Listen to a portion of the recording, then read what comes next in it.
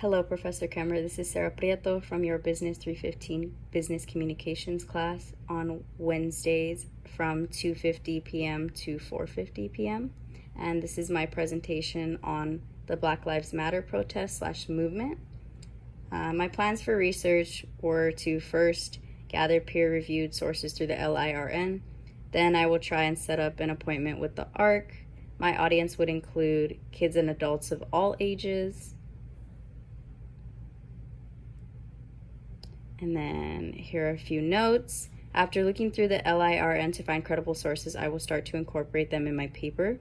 By setting up a one-on-one appointment with the ARC writing specialist, that way I can have a second set of eyes look over my work. This will allow me to make any revisions and corrections before uploading my final draft into GAP.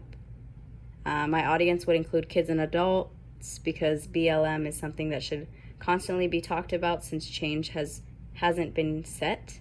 When kids see something at a young age, they are more likely to interpret that image as they get older. Here we will go over a brief overview of Black Lives Matter and how it came about. On July 13, 2013 is when the movement began. George Zimmerman, age 29, was acquitted in the shooting death of African-American teen Trayvon Martin.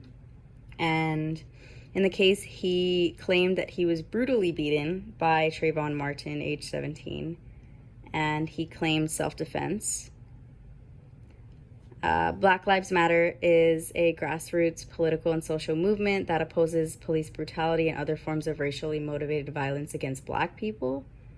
Patrisse Cullors and Opal Tometi, who along with Alicia Garza started the hashtag Black Lives Movement as a response to the acquittal of George Zimmerman in the Trayvon Martin case, and gave the keynote lecture for the Walk Week on Monday night to a crowd of 500 students, staff, and community members. Also seen in the lower picture is Sabrina Fullerton, who is the mother of Trayvon Martin. In this case, I just thought it was hard to believe that a man of this size and a teenager of that size was brutally beaten. I just find that really hard to believe. And then here it's moving forward with a different case, Brown v. Ferguson. Michael Brown Jr., 18, was fatally shot by Darren Wilson, age 28, for a total of 12 bullets, 6 of which struck Brown 6 times, all in the front of his body. It was in Ferguson, Missouri.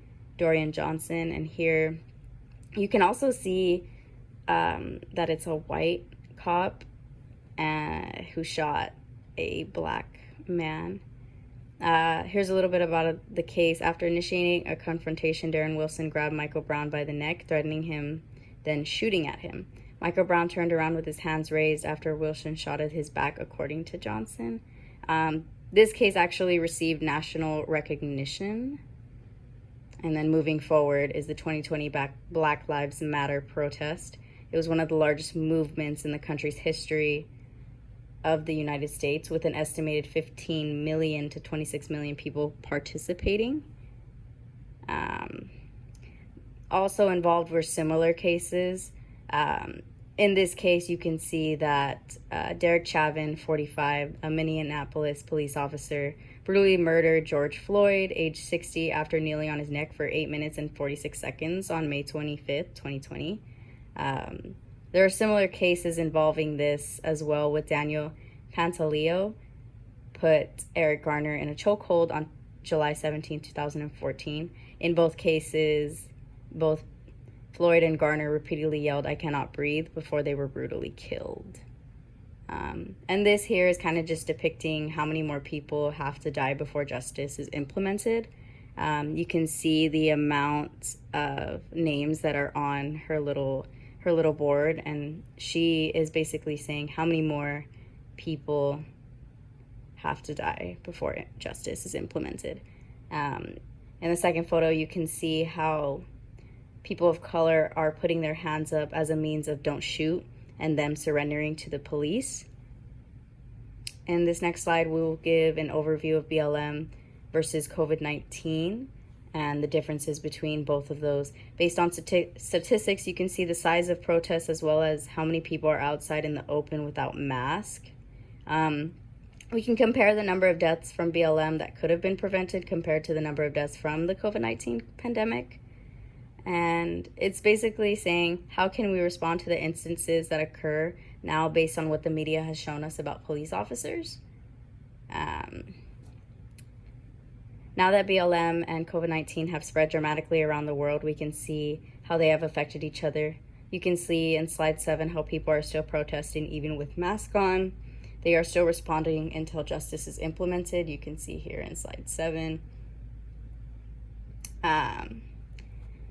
There is a clear argument between both sides, but at the same time, people can prevent more Black lives from dying. As for the COVID-19 pandemic, that is inevitable and still has yet to find a cure. Because COVID-19 is so severe, especially with its new strain, also known as Delta variants, we really don't know what could happen. People can die from this strain at any given time. As for BLM, it is something that we can generally take a step back from and think about before we act upon. And this is my reference page.